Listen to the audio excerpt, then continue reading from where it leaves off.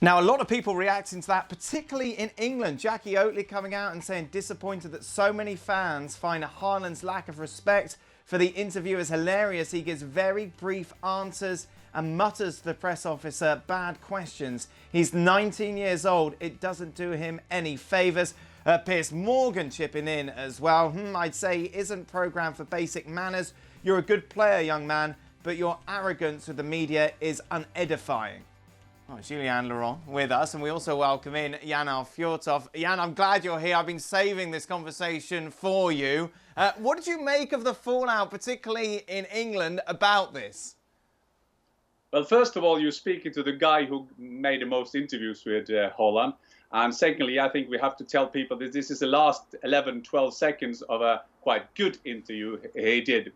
Well, I think that he is 19. And sometimes when you have boys who can even speak to their girlfriends when they're 19, we expect him to be the cousin of Obama in his speaking to the world after games. Having said that, and I've spoken to his dad and his advisor, Alfie Haaland, who you know from Leeds United and Manchester City in his playing days. Of course, they will learn from this as well.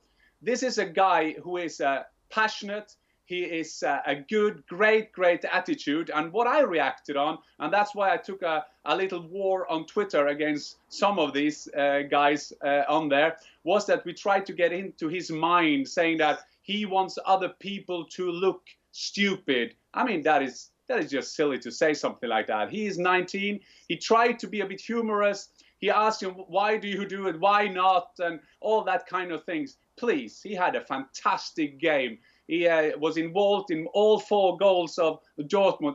Let me have a bit least for a player who is 19. He will do mistakes on the pitch. He will do mistakes off the pitch. And then most 19-year-old and people in England in particular, when you are in the flash zone, how many of your so-called superstars in the English Premier League even stop and say hello?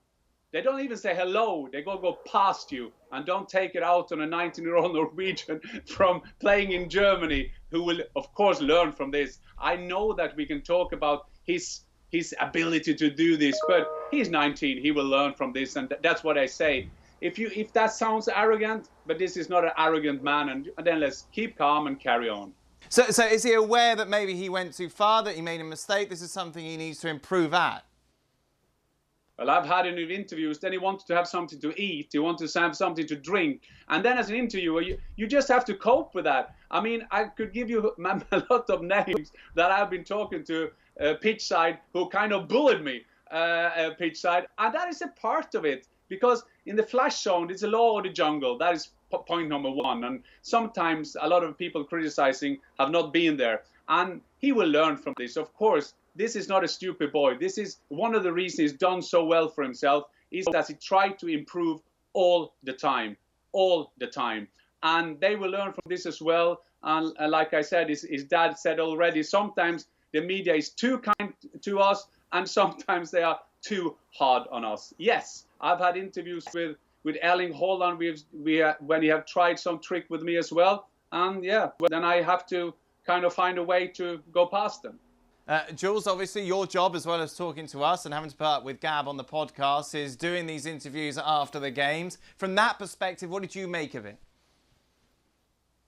Well, one, you have to say, and Jan, having been a player, knows exactly that once you've played 90 minutes, and probably especially in the context that the game against Schalke was for Erling Haaland, it's never easy to go straight after the game to give an interview to either someone you know very well, and sometimes this is an advantage for us, sometimes a disadvantage, or sometimes someone you don't really know that well, and you have to answer the questions. And again, let's stress that the first minute and 15 seconds of the interview on Saturday was very good, with normal answers if you want, and it's only the 3 questions at the end that people cut. And when you edit an interview, you can make people look exactly like you want. You can make him look clever, you can make him look stupid or arrogant or not arrogant, whatever you were. When you edit something like that, you could, this is not the truth really. And I think that was the issue there as well. It's just not easy, and especially when you're 19 and maybe you didn't have the sort of like interview lessons that some of the young players in England or in the rest of Europe have at their clubs, at the academy. You've got like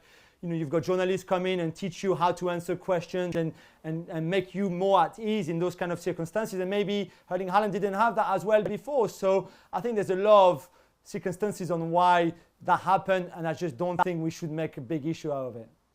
Go on, Jan.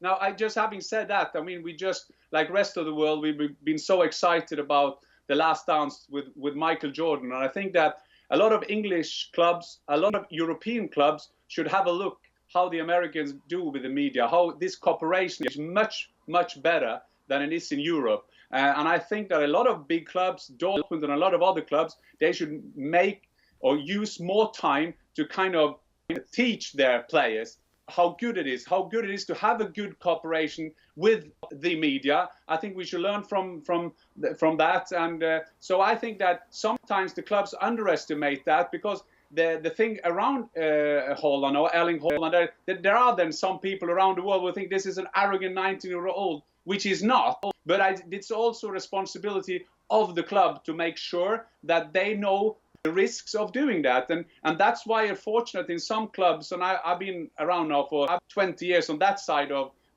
the microphone, a lot of the clubs, they just feel that the media is kind of hostile. There's something we have to keep the players away from. And I don't think that the sponsors, the owners, and the people who are paying a lot of money for these players, that's the image they want.